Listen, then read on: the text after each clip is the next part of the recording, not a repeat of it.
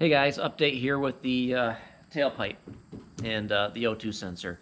I'm thinking I really like the sound of this tailpipe, but I'm having the same issues with the O2 sensor. And I have a brand new O2 sensor in there, and I don't know what it is. Maybe it's something to do with my tune, and I just keep washing the O2 sensor out. Maybe it's just a controller. I do have a pretty big spacer in there. Um, that was something I was experimenting with. I think the next step is to take that off and try it again. But if nothing happens, I think I'm gonna have to probably upgrade, or I don't know if it's an upgrade, but change controllers to I'll probably try the Spartan 2 controller from 14.7. Yeah, here's the update for you. Take care. See you. Well, I'm back. It's another gloomy day. So much for nice dry weather and going for a spin. But since I'm stuck here, and well, obviously you guys are bored too because you're watching me, I figured just update on the tailpipe and the O2 sensor. Actually, I've got good news. One of the things I did do was contact DIY Auto Tunes, and yeah, DIY referred me to go actually to Innovate Motorsports and contact them and see if they may know what's going on with this. But actually, I never really talked to anybody over there. Just searching around the website, I did see that there was firmware for the controller, and I got to thinking, I haven't updated the firmware or even checked to see what firmware was on the controller in a long time. But probably the firmware that was on it was the original firmware that came with it, and I've had the controller for over 15 years. Now, updating the firmware wasn't the easiest thing to do. Like I said, I've had this controller for over 15 years, and well, the technology back 15 years ago isn't what it is today, and I had to go get a serial to USB adapter. Most computers you buy nowadays don't even come with a serial port, let alone a DVD drive, because that's the other thing. The software, comes on a disc. Actually, stand corrected. The LC1 came with the disc. Apparently, you're able to download, well, I think you're able to download all the software from Innovate Motorsports website, because it doesn't look like this came with a DVD. I know my LC1, I still have the box and, well, the controller for that, which I tore in pieces just to curious to see what was on the inside.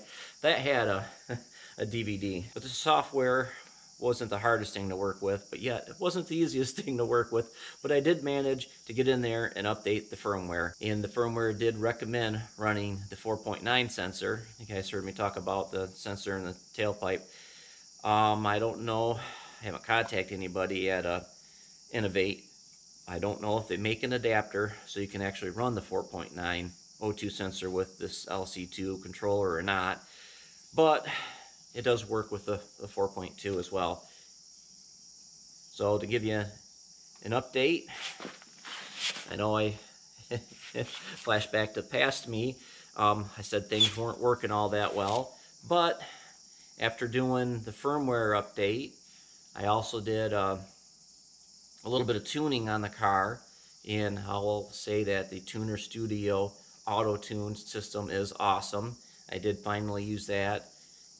Since the O2 sensor was working a little better, I figured, what the heck, I'll give it a shot. And actually going through the Tuner Studio, they actually have an after start enrichment auto tune too, which I'm slowly working on that. I'm not quite sure how well that's going to work with the ethanol I'm running in this. I may go back to just running pump gas premium and continue auto tuning and get my table set for all that, and then go back to running some more of the flex fuel. But third thing I did was I did take that extension out, and I didn't really notice much of a difference there. But between those three processes, the O2 sensor seems to be reading a lot better. And I've taken the car for 2 really nice long drives, and it didn't error out.